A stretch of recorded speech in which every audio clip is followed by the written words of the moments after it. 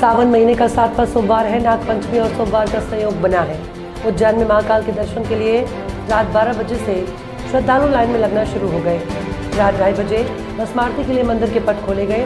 भगवान महाकाल का पंचामृत अभिषेक पूजन कर रस्म रमाई गई। पट खुलने के बाद बाबा महाकाल को पंडित पुजारियों ने नियमानुसार जल चढ़ाकर दूध, घी, शक्कर और पंचामृत अभिषेक किया। मध्य प्रदेश में 3 सिस्टम एक्टिव हैं। सोमवार को भोपाल और उज्जैन संभाग के जिलों में तेज बारिश हो सकती है। इंदौर में बूंदाबांदी का अनुमान है। रतलाम, छिंदवाड़ा समेत 16 जिलों में तेज बारिश का अलर्ट। नर्मदापुरम के तवा बांध के 3 गेट खोलकर पानी छोड़ा जा रहा है। इधर खंडवा के इंदिरा सागर बांध लबालब हो गया। सीनियर मौसम वैज्ञानिक डॉक्टर वेद प्रकाश सिंह ने बताया कि प्रदेश के पूर्वोत्तर और छत्तीसगढ़ के हिस्से में लो प्रेशर एरिया एक्टिव था, साथ में साइक्लोनिक सर्कुलेशन भी था। मध्य प्रदेश में भाजपा ने हारी हुई जन 39 सीटों पर प्रत्याशी घोषित किए। उनमें से 10 पर बगावत के सुर तेज हो गए। विधानसभा चुनाव 2018 में बागियों ने भाजपा के समीकरण बिगाड़ दिए, लिहाजा इस बार वरिष्ठ नेताओं को डैमेज कंट्रोल में लगाया गया। इसके बावजूद कुछ सीटों पर असंतुष्टों ने निर्दलीय चुनाव लड़ने की घोषणा कर दी है।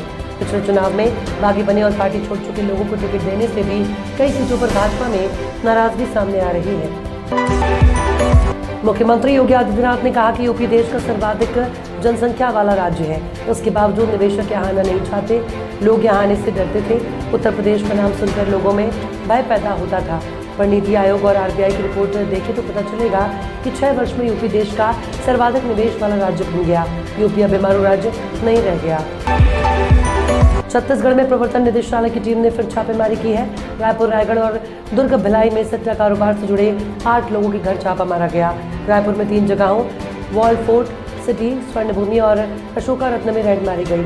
अशोका रत्न में रहने वाले ज्वेलरी और पेट्रोल पंप संचालक के 2 ठिकानों पर दबिश दी गई है।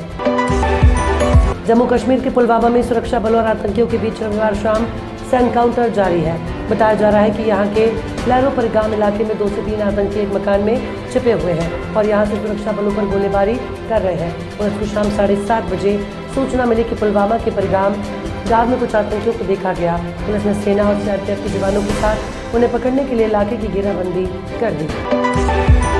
मणिपुर हिंसा पर जस्टिस गीता मित्तल कमेटी ने अपनी रिपोर्ट सुप्रीम कोर्ट को सौंप दी है। कोर्ट ने अब सॉलिसिटर जनरल तुषार मेहता को देखने और इन रिपोर्ट्स पर जवाब देने को कहा।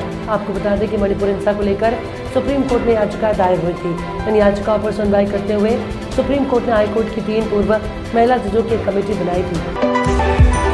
कारों की सुरक्षा के लिए अब तक कारों को विदेशी संस्थाओं की ओर से टेस्ट किया जाता था, लेकिन अब भारत में जल्दी टेस्टिंग शुरू हो जाएगी। हम इस खबर में आपको बता रहे हैं कि भारत एनसीपी की शुरुआत कब से हो रही है और इससे ग्राहकों को किस तरह से फायदा होगा। केंद्र सरकार की ओर से इसकी शुरुआत 22 अगस्त 2023 से होगी। अमेरिका, जापान और ऑस्ट्रेलिया ने साउथ चाइना सी में ज्वाइंट मिलिट्री ड्रिल करने की घोषणा की है। ये वो इलाका है जिसे चीन अपना हिस्सा बताता है और दूसरे देश के जहाज़ों को आने से रोकता है। 5 अगस्त को चीन ने इस इलाके से गुजर रहे फिलीपींस के जहाज पर वाटर कैनन से वॉर कर दिया। अमेरिका, जापान और ऑस्ट्रेलिया की मिलिट्री डील की जानकारी फिलीपींस के सिक्योरिटी ऑफिशियल्स ने ही दी है। महात्मा गांधी पर अब तक तमाम फिल्में बन चुकी हैं। अब निर्देशक मनीष किशोर गांधी जी पर web series the ghost of Gandhi लेकर आ रहे हैं। ये वेब सीरीज 8 एपिसोड की होगी। सीरीज में महात्मा गांधी का रोल सुरेंद्र राजन निभाएंगे, जबकि डेजी शाह पत्रकार की भूमिका में होंगी। इसके अलावा शाहिद हाशमी, शर्मन जोशी भी सीरीज में दिखेंगे।